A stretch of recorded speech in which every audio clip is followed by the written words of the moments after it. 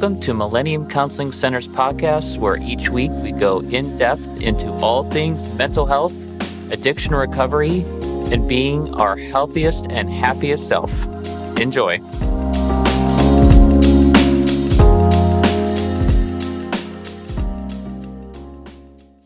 This week's episode will be hosted by one of the many incredible therapists here at the Millennium Counseling Center. Please enjoy. Like, how is your job ministry? What do you feel like connects you with your own spirituality with someone who's not religious? So the way I view counseling through a spiritual lens is counseling is liberation and freedom, liberty is the spiritual or Christian value for sure. Yeah. And so my role is to guide people toward whatever they need to be free from based on their account, not my view of what they need to be free from. Does that make sense? Yeah. I told someone in my supervision class last week, actually, I think I told you, he was talking about one of his clients who's an 87-year-old woman. It's like, all she wants to do is play board games with me. She wants to do the crossword. She just wants to sit with me. Like, that doesn't feel like ministry to me. I don't really feel like I'm doing my job. And I was like, oh, like, how beautiful is it that you just get to sit alongside someone? Like, that is ministry, meeting someone where they're at. You don't have to ask those really pressing questions that I think the typical TV therapist is portrayed as. Like, how do you feel about that? Yeah, or like, what's your relationship with your parents? Like, you can kind of just go alongside someone and what they're suffering and meet them where they are in that suffering instead of seeing the suffering and be like, here's how we fix it. This is where being with clients will reveal where we might still be struggling. So the client wants to be with your classmate. Yeah. And your classmate is like, being is not enough. Why can't I just be? Yeah. Because that might be the area of liberation that he may be struggling with. I don't know. Yeah. But the ministry is in the being. Not to add too much Christian jargon to this, but God with us, this imminent divine presence. Yeah. Well, to go back and ask, since we've just jumped into this, the Christian jargon, why don't you tell everyone kind of what your background is and how this is relevant? Oh, well, secularly, I call myself a spiritually integrative therapist, but I'm just a young-ish Baptist preacher. I have a divinity degree finished at Loyola, but I started it at Regent.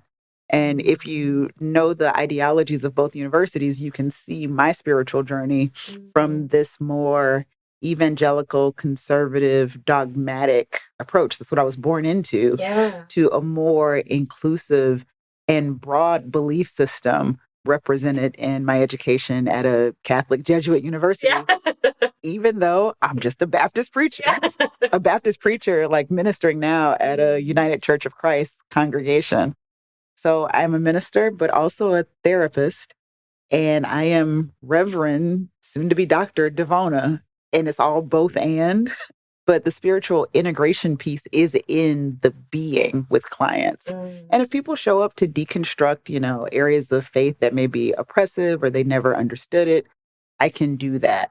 The challenge, and I don't mean to go off tangent here, If I want it. but the challenge for a lot of people who say have walked away from their faith of origin, they're like, oh, I don't believe anymore, or I'm more spiritual, less religious. They've walked away from the redemption, but they've still carried the condemnation. So a lot of the work that I do, especially with atheist, non-believing, or agnostic clients, is to help them take off the condemnation as well. And it's in that they then build their own redemptive story, and whatever they ground that belief in, they're free. Yeah. Wow. What does it feel like kind of when, I know you see a lot of different people and a lot of different presenting, I guess, problems would be the right verbiage, but what is it like to sit with someone and say, like, I have this other part of me. We can put it into this space, but it doesn't have to be like someone who doesn't necessarily come for that spiritual integration. Well, I always disclose at the beginning, and I'll usually say something like, you've seen my email signature. If it matters, we can talk about your belief system, how the world makes sense to you, or I just look pretentious in my email signature. That is how I say it. It never leaves the room, because even if Reverend Devona is not relevant, I'm still Reverend Devona. I'm still thinking about where this client may be trying to get toward liberation.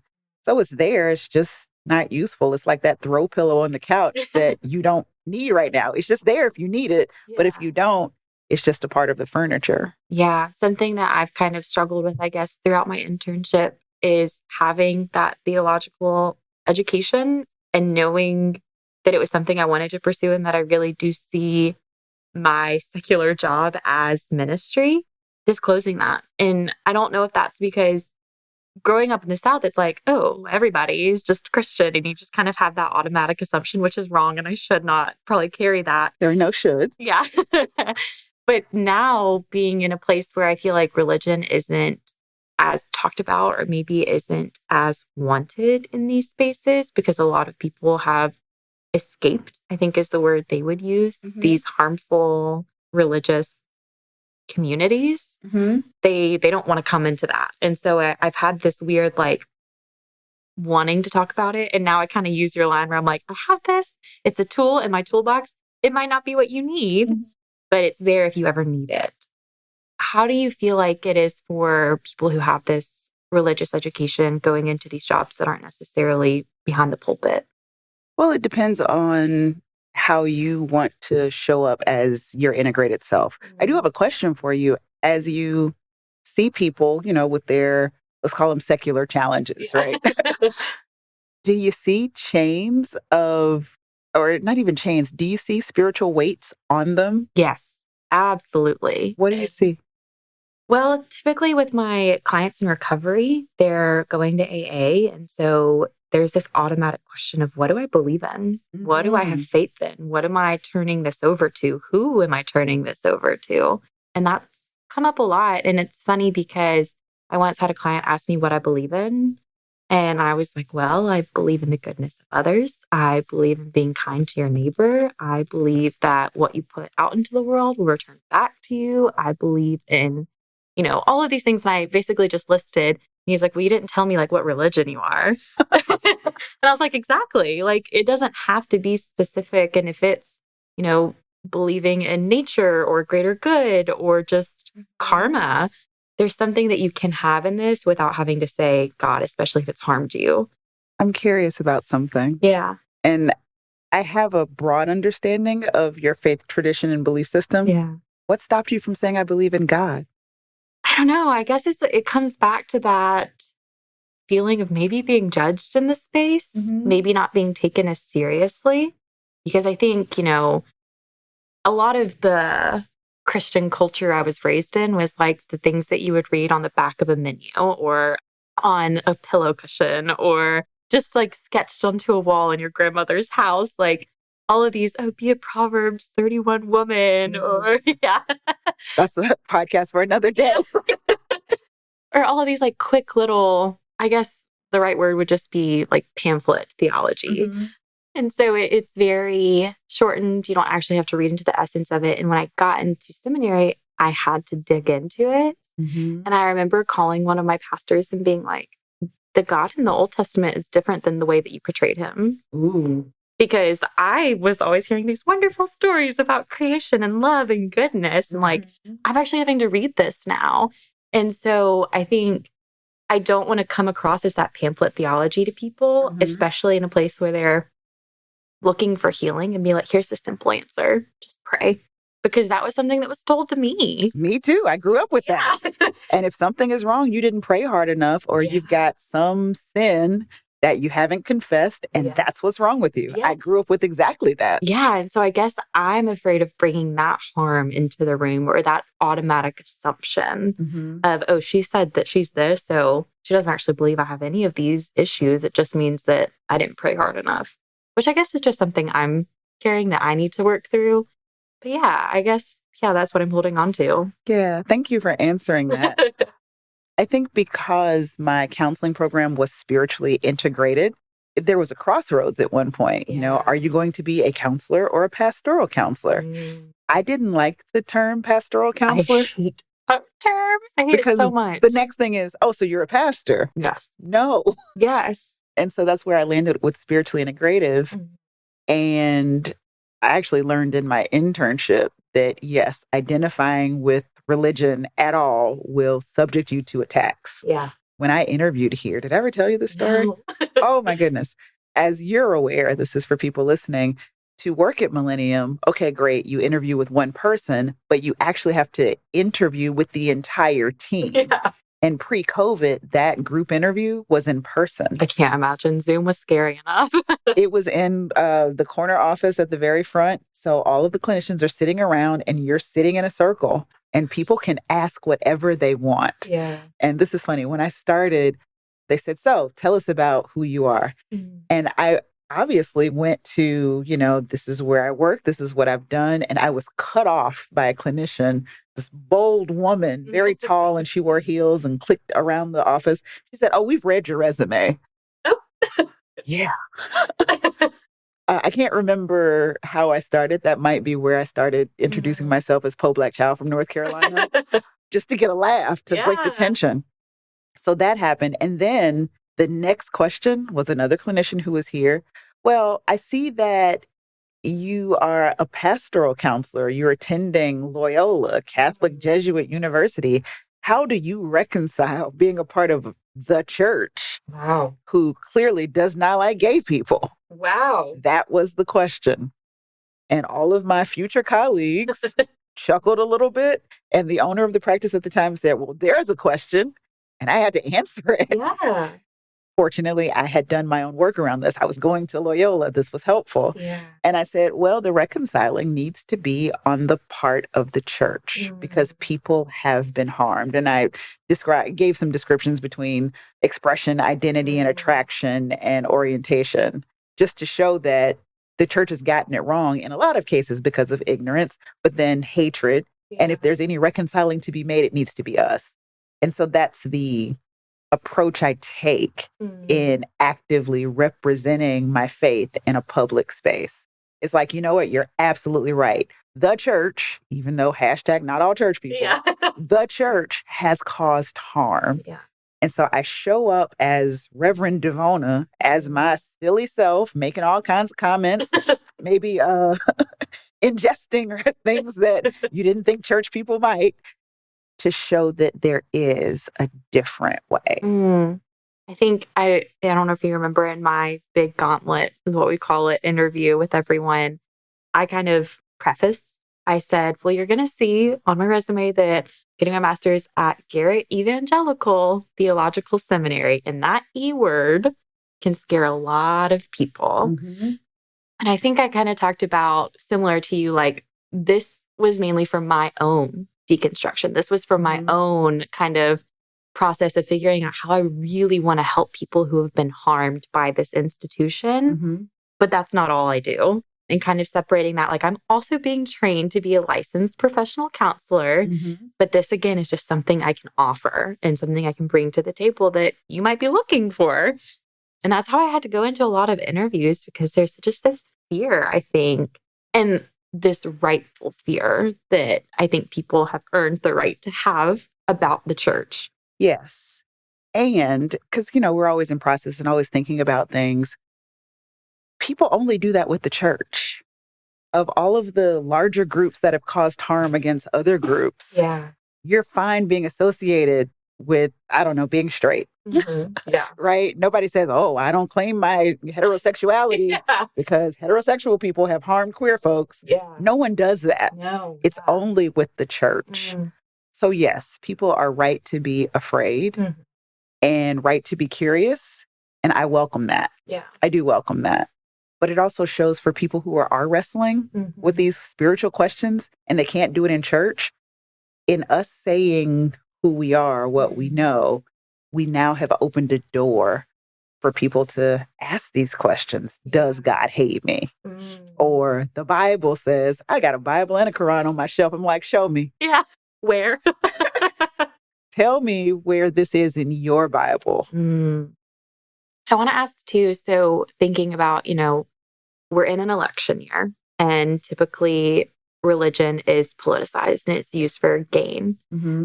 Have you seen that showing up either in the church that you attend or with clients, like that kind of pressure of, again, this wanting to separate people from the institution or associating the institution with the person?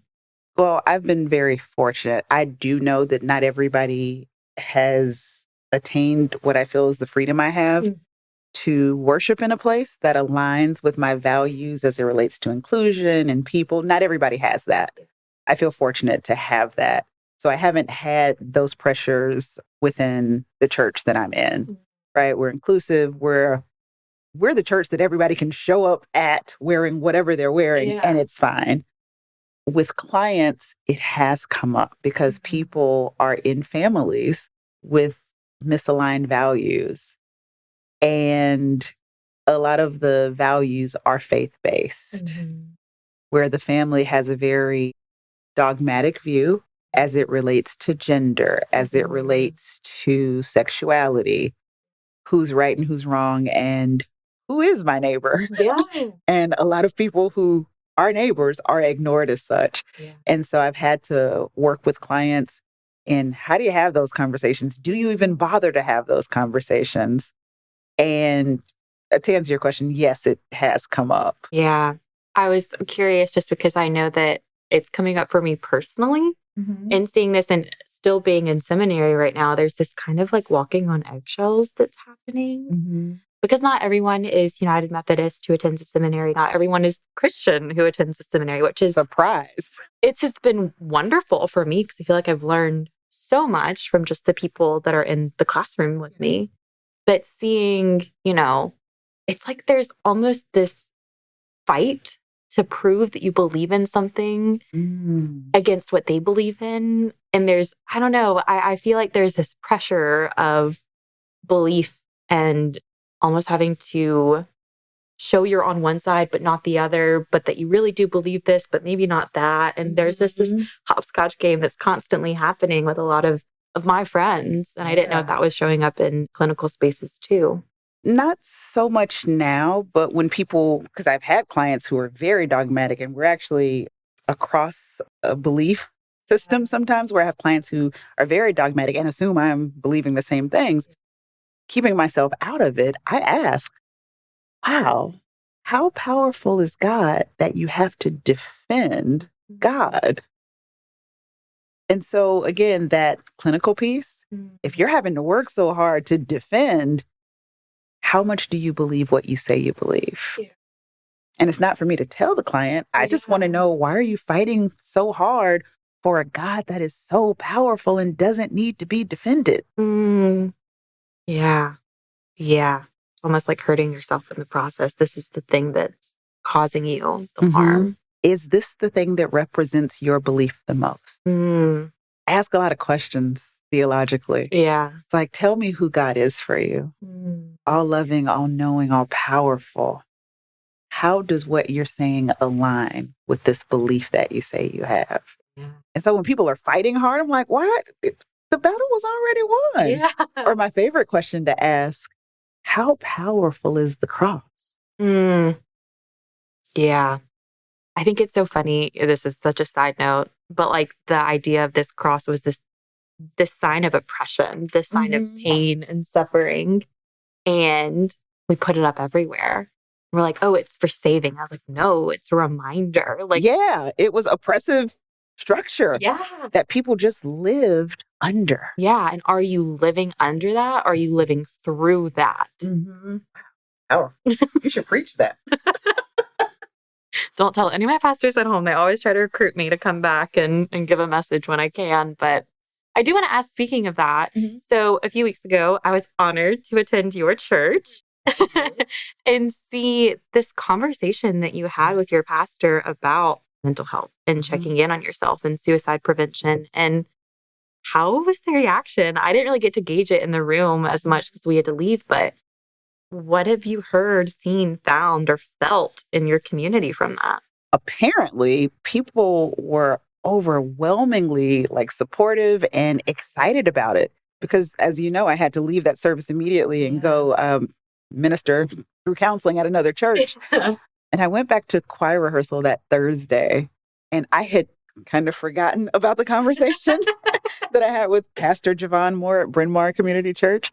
And my fellow parishioners like, oh, that was amazing. I'm so glad you said this. And so individually, somebody said, that really touched me. I didn't know that I could deal with things this way, or I didn't know that that was mental distress.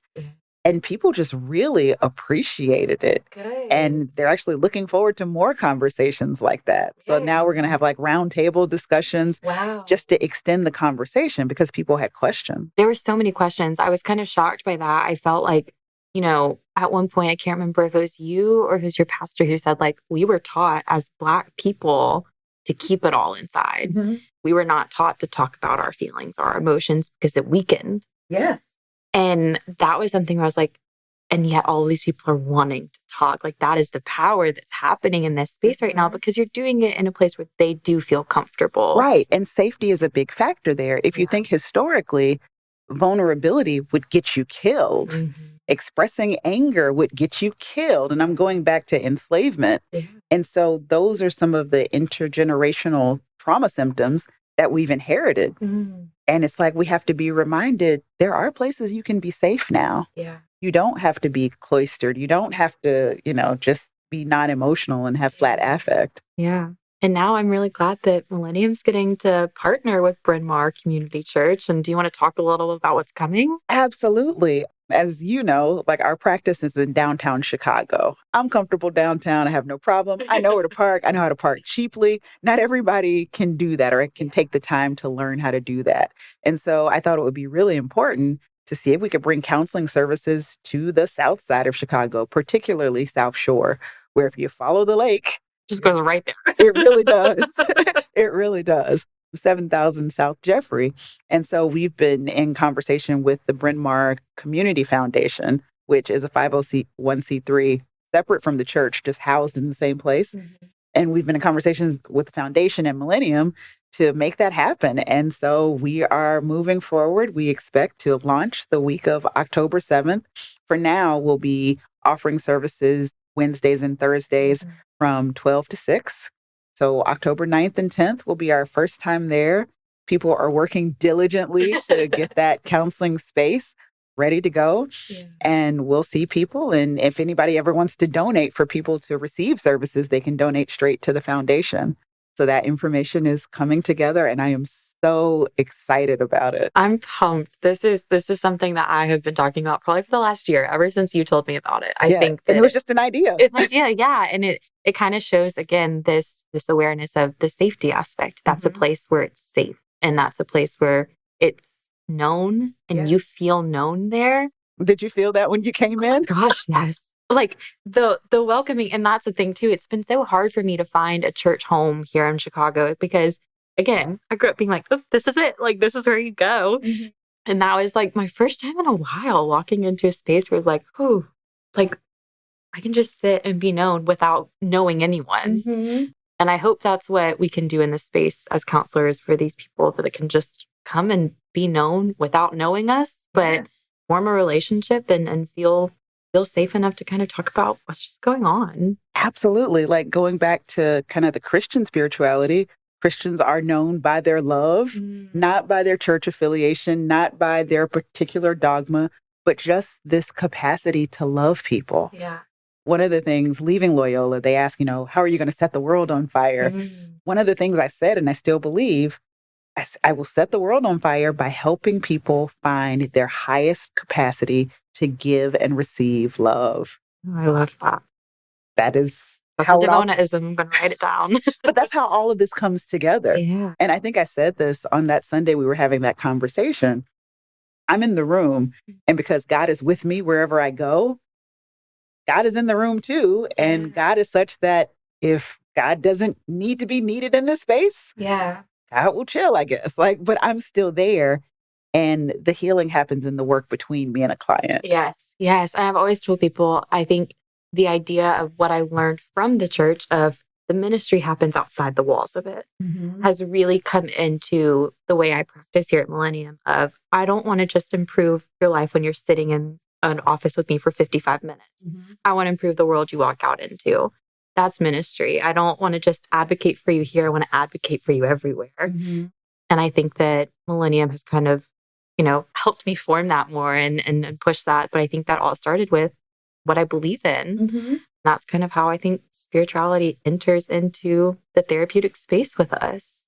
As we're talking so positively about this integration, which obviously we believe in because it's just how we show up. Yeah. I'm curious what you might say to the person who's like, I don't want some God spiritual church person giving me therapy. That is not what I'm going for. I hate the church. Like, what would you say to that potential client? I think you're allowed to, but also why? What's been going on in your life to make you feel that way? Mm-hmm. And how can I maybe help walk through that hatred of the church and understand if it's also a hatred you're carrying for yourself?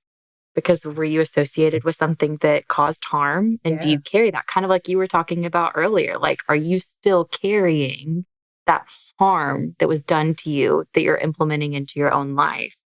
And how can we heal from that and show people that it's not just because I'm a Christian or because I have this degree that I'm pushing this onto you. I'm just pushing healing. That's my job. That's what I want to do. Healing and liberation. Yes. I love that. I would say exactly what you said. Okay, good. And then I would allow them to say more. Yeah. Do you need to yell at me as a representative of the church as you see me? I can take it. Yeah. Because your healing and getting this out is more important, because I don't think my feelings would be hurt. I think my feelings would be hurt for the client more than by the client. But yeah, yell at me. Tell me what they did to you. Yeah. I can take it. Let's explore it. Like, let's figure out the root of this. Mm-hmm. Yeah. And then you see that you can have big feelings. You can be angry and you don't have to be harmed as a result of it.